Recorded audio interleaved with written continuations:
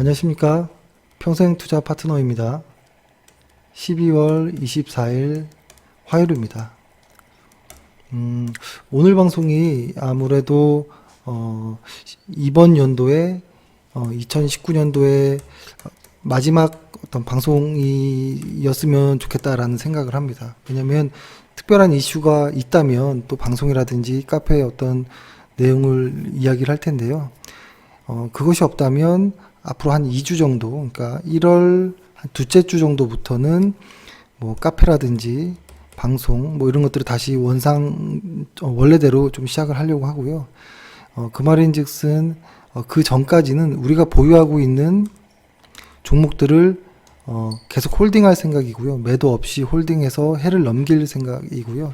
그렇다고 만약에 어떤 무언가가 확 달라져서 추가 매수를 해야 된다거나 뭐 신규 매수를 해야 될 때는 텔레그램을 통해서 문자를 보내겠지만 특별한 뭐가 없다면 그냥 이렇게 홀딩하는 전략을 말씀드리려고 합니다.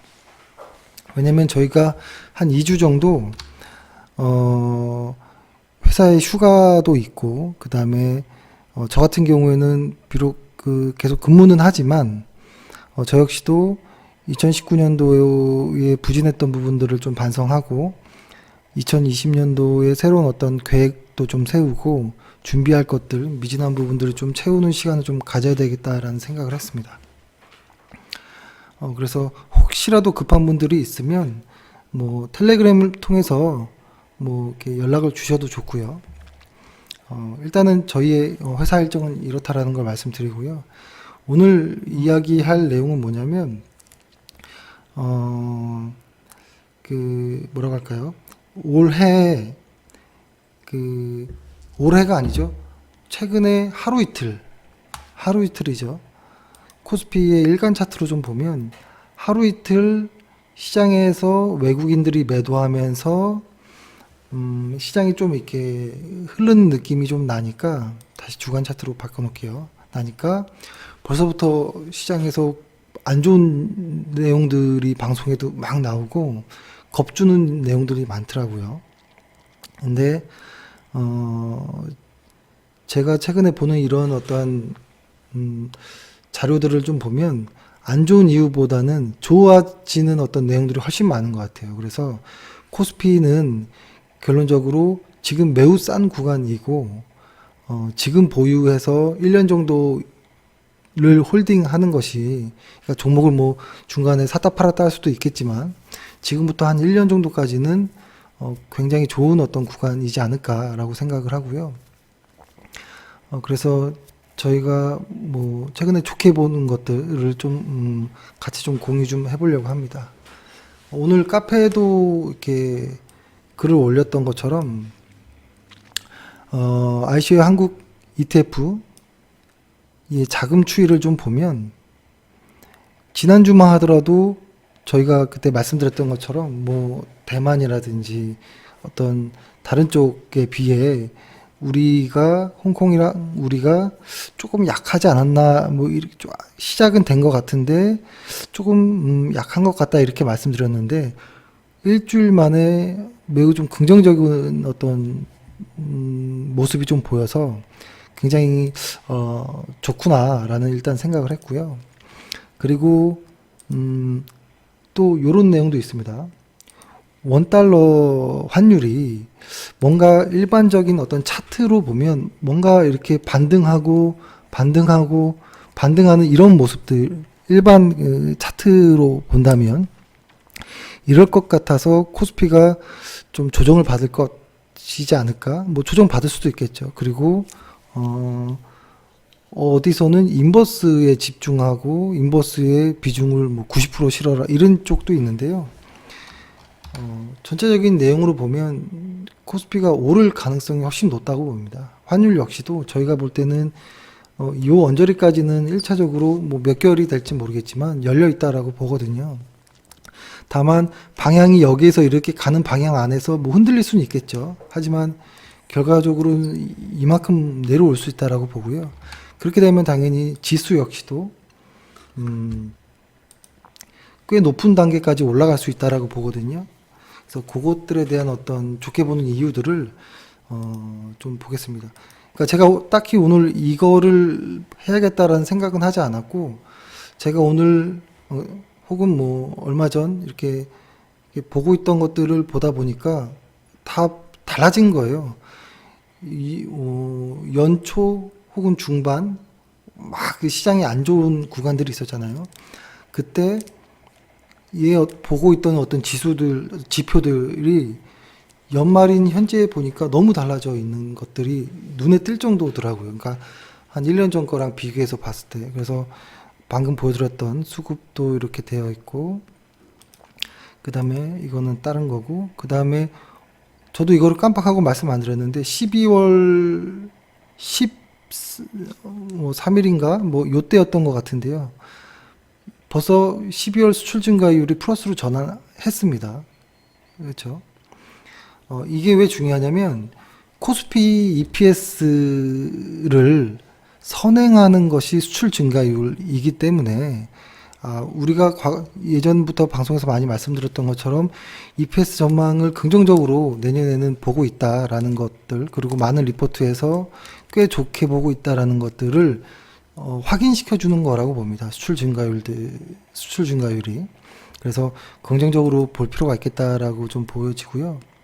그 다음에 이것도 깜빡하고 말씀 안 드렸는데, 근데 예전에 말씀드렸던 것 같아요. 이 하단이면 거의 다 온 것 같다. 여기서 이거 깨고 내려갈 건 아니고 반등할 어떤 모습이지 않을까 이렇게 말씀드렸던 것 같은데, 어느 순간 벌써 뭐라고 할까요? 그 기준선 50을 넘어갔습니다. 그러니까 글로벌 제조업 PMI 지수인데요. 이것도 역시 너무 다른 모습이죠. 너무 기분 좋은 모습이고, 그 다음에 지금 시장에서 이야기하는 것이 이런 거예요. 여기 제목도 나와 있는 것처럼 PER의 측면에서 본다면 조금 고민스럽지 않을까 뭐 이런 거예요. 그러니까 예를 들어서 이런 겁니다. 코스피 지수가 있다면 이것이 EPS와 PER로 움직이는 것인데, 이 PER이, 그러니까 이 코스피가 움직이려면 얘가 움직이든지 해야 된다는 소리죠. 근데 얘가 지금 올라가기에는 어느 정도 좀 많이 올라와 있다라고 보는 것이고,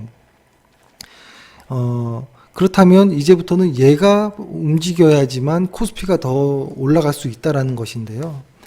이것은 충분히 가능할 거라고 보여집니다. 그것 중에 가장 핵심은 이거인 것 같아요. 반도체 매출.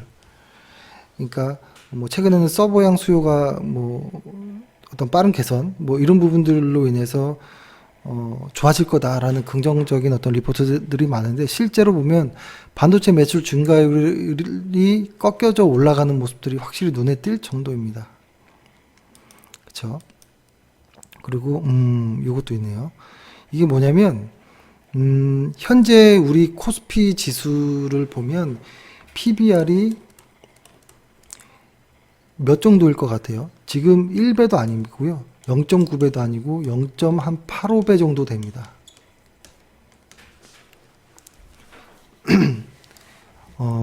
근데 과거에서부터 보면 코스피가 0.85배 정도 수준, 그러니까 0.9배 아래 요 언저리 수준에서 1년 했을 때는 거의 대부분 플러스를 기록한다라는 이런 데이터입니다. 이것이 상당히 중요한 것이고요. 이것은 뭐 어떤 다른 나라와 비교할 것도 아니고 우리 지수만 봤을 때도 그렇습니다. 과거에서부터 이렇게 쭉 보면 꽤 오랜 기간 동안 우리 코스피가 0.8배 뭐 이쪽, 그러니까 이쪽까지 내려왔을 때 매수해 두고 한 1년 정도 지났을 때는 거의 대부분 플러스권이었다라는 겁니다. 그것도 꽤 큰 규모로. 그리고 저는 요것도 좀 자주 보긴 하는데요. GDP 대비 시총 비율 1도 90밖에 되지 않습니다. 여기 보면은 현재 요 정도 위치에 와 있거든요. 그러니까 제가 이거는 예전부터 좀 많이 말씀드린 부분이 좀 있는데요. 현재 뭐 80 몇 배, 뭐 80 몇 프로, 뭐 90 아래죠. 그러니까 80 몇 프로 정도일 때는 주식을 매수하기 매우 좋은 타임, 적정한 어떤 시기라고 보여지고요. 다만 GDP 비율로 봤을 때 100에서 120% 구간을 넘어간 때는 그때는 확실히 과열권이라고 해석하는 거죠. 그래서 여기서 이렇게 보면 어디 있나요? 여기 예를 들어서 코스피 지수가 이 현재는 90 정도에 있는데 100% 정도, 그러니까 2450 정도를 넘으면 100을 넘어서거든요. 그리고 2936을 넘으면 120 이상 넘어가는, 그러니까 100 이상부터는 100 이상에서 120 정도, 그러니까 2000 한 대충 할게요. 2500부터 약 한 3000 정도 구간까지는 이거는 좀 과하다. 그러니까 작년이었죠. 작년에 2600까지 갔을 때 코스피가 그때는 좀 과하다라는 의견이 좀 많았고, 그쵸? 그때 거의 2600 딱 그 정도까지 갔잖아요. 근데 지금은 상당히 낮은 위치에 있습니다. 그러니까 여기에서 말하는 거 보면 2000 한 450 아래는 주식을 매수하기 좋은 구간입니다. 2450이라면 요 언저리거든요. 잘 안 찍히네. 이거 요 언저리입니다. 요 언저리. 그렇죠. 그리고 그러니까 이거는 GDP 비율로 봤을 때인 것이고, 이 아래는 다 저평가 구간이라고 보는 겁니다. 그리고 또 하나는 아까 PBR 0.85배 정도라고 한다면, 저는 이것이 지금의 ROE의 어떤 확대 국면이 계속 좀 이어진다면, 지금은 코스피가, 그러니까 PBR이 낮은 이유가, PBR이 0.85배가 멀쩡한데 싸다 이런 느낌은 아니었고요. ROE가 낮았기 때문에 PBR이 낮았습니다. 근데 이것이 ROE가 지금 앞으로 계속 상향하는 어떤 이런 예측치대로, 그리고 수출 증가율도 플러스로 전환됐고, 그 다음에 반도체를 중심으로 전체 어떤 상장사들의 이익이 올라갈 지금의 어떤 예측치대로 좀 간다면 ROE가 높아지는 것은 당연할 것이고, 이때 되면 PBR은 적어도 한 배 정도를 갈 수 있다라고 봅니다. 내년에는 PBR 한 배. 그렇게 된다면 PBR 한 배는 저희가 이렇게 체크해 놨던 게 2366포인트 정도이거든요. 내년에. 그리고 내후년에 같은 한 배여도 ROE가 더 증가하게 되면 한 2500 정도가 PBR 한 배 정도인 겁니다. PBR 한 배. 내년 혹은 내후년. 근데 이것이 만약에 속도가 반도체 쪽의 시장이 좀 더 뭐 이렇게 강하고 생각보다 강하다면 내년에 여기까지도 미리 도달할 수도 있는 것이죠. 그래서 지금 시장은 분명히 뭐 어떤 흔들림이 있을 수 있는데요. 지금 구간은 매수하기에 매우 적당한 구간이지 않을까 라는 생각을 합니다. 그래서 저희의 종목들도 일단 대부분 홀딩할 생각이 있고요. 근데 다만 개인적으로 나는 몇 프로 정도 수익이 나면 난 이익 실현하고 싶어 라고 한다면 그거는 이익 실현하는 게 좋다라고 봐요. 아까 카페에도 올려드렸던 것처럼 제가 무조건 홀딩하고 넘어가자라는 건 아니고, 괜히 연말에 대한 어떤 공포감들, 이런 것들로 분명히 좋은 회사를 보유했는데도 불구하고 근거 없는 어떤 공포감에 일단 매도하고 새해부터 시작해야지, 이런 분들은 굳이 그럴 필요가 없다라는 생각이 들고, 다만 개인적으로 아주 좋은 회사를 정상적으로 매수했는데 나는 지금 이익 실현할 구간이 지났어 라면 매도하는 게 더 좋은 방법이라고 봅니다. 그렇죠? 그러니까 자기만의 어떤 기준, 정해놓은 기준에 충족했다면 해를 넘기든 넘기지 않든 그 기준대로 매도하고 이익으로 확정짓는 것이 좋다라고 보고요. 근데 그런 이유가 아닌 그냥 시장이 조금 뭔가 무서워서 뭔가 좀 불안해서 일단 매도할 거야. 근데 알고 봤더니 그 종목이 매우 좋은 회사인데도 불구하고 이런 경우는 좀 억울하지 않을까라는 생각을 합니다. 그리고 일단 그렇게 말씀드리고, 그러니까 근데 또 반대로 나는 내가 내 기준에 비해 내가 보유한 종목이 수익률이 훨씬 넘어섰는데도 불구하고 난 끝까지 가져갈 거야. 나는 고점에 팔 거야라고 하는 것은 오히려 위험한 것입니다. 항상 그 욕심이 다시 수익률을 원위치 시키거든요. 그래서 정리해 보면 내 기준에 맞게 이익 실현할 종목이 있으면 이익 실현하는 건 좋고, 내 어떤 기준에 맞지 않게 어떤 뉴스나 어떤 유튜브 뭐 이런 쪽에서 뭐 이렇게 겁을 주는 것을 가지고 일단 먼저 팔고 보는 이런 것들은 좀 억울한 것 같아요. 오늘도 제가 좀 그 유튜브들을 좀 몇 개 좀 보니까 절대 여기는 뭐 깨면 안 된다. 아주 선을 딱 긋더라고요. 근데 어떻게 주식이 선으로 표현할 수 있겠습니까? 그리고 정확한 포인트를 좀 넘어서면 어떻습니까? 조금 더 깼다가 갈 수도 있는 것이고, 그걸 어떻게 일개 개인이 그거를 선을 딱 거놓고 파생이랑 연계해서 아주 디테일하게 시장을 예언자처럼 이야기할 수 있습니까? 그런 건 없습니다. 만약에 그렇게 예언자처럼 할 수 있는 사람은 이미 재벌이 되어 있는 사람일 거예요. 근데 그저 우리가 같은 일반인이 할 수 있는 거는 시장의 방향이 우상향이구나. 시장의 방향이 지금 안 좋구나. 이 정도를 이제 파악하려고 노력하는 거지. 뭐 코스피 지수를 아까 그 영상을 봤더니 좀 너무 놀랍더라고요. 보니까 이건 한 회원이 좀 보라고 한번 해서 본 건데요. 정확하게 뭐 이 언저리를 딱 거놓고 여기를 깨면 여기까지 무너질 겁니다. 뭐 이렇게 겁을 주더라고요. 그 논리를 모르겠어요. 여기를 깨는데 왜 여기까지 와야 되는지. 뭐 파생이 삼성전자를 공격할 거라고 하는데 무슨 소리를 하는지 모르겠더라고요. 도저히. 그러고 나서 결론은 마지막에 테마주 잡주를 소개하더라고요. 이런 종목을 사라고. 그래서 테마주 잡주하는 사람이 왜 시장 이야기를 하지? 이런 생각이 들어요. 테마주 잡주하는 사람들은 굳이 시장 이야기를 안 합니다. 그냥 수급만, 그 해당 종목의 수급만, 거래량만 보고 하는 거지. 차트의 모양과 수급, 어떤 심리를 보고 하는 거지. 굳이 글로벌 시황을 이야기하면서 잡주를 소개하는 건 너무 좀 허무하더라고요. 다 봤는데, 이 사람 정말 무서운 사람이다. 라는 생각을 했어요. 아주 멋지게 쫙 그 코스피 대형주부터 시가총액부터 설명 쭉 하고 결국엔 잡주를 시가총액 몇백억짜리를 추천하더라고요. 사라고. 매우 좀 놀랐는데 아무튼 남을 이렇게 헐뜯은 이유는 없다라고 보고 다 사람마다 어떤 방식이 있다라고 봐요. 근데 아무튼 저희 입장에서는 이해 안 되는 부분이 많았다라고 보고요.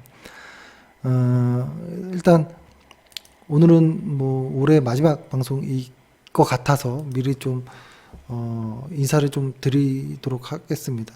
뭐 좋은 연말 좀 보내셨으면 좋겠고 혹시 뭐 내일이라도 뭐 좀 이렇게 좀 궁금한 부분은 회사로 전화 주시면 저 회사에서 일하고 있습니다. 예, 전화 주시면 제가 저랑 좀 통화하고 뭐 이러면 좋을 것 같고요. 일단 저희는 이렇게 가지고 홀딩하고 넘어가겠다라는 말씀을 드리도록 하고요.